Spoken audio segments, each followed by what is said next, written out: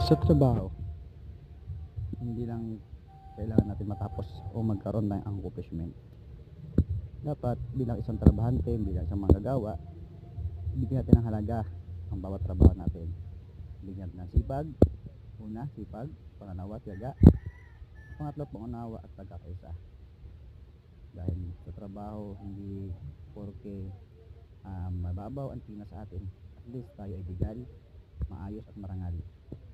At higit sa lahat, nakikita sa company na maganda kapag ang mga trabahante ay maayos ang pagsasamahan, tulungan ang bawat isa.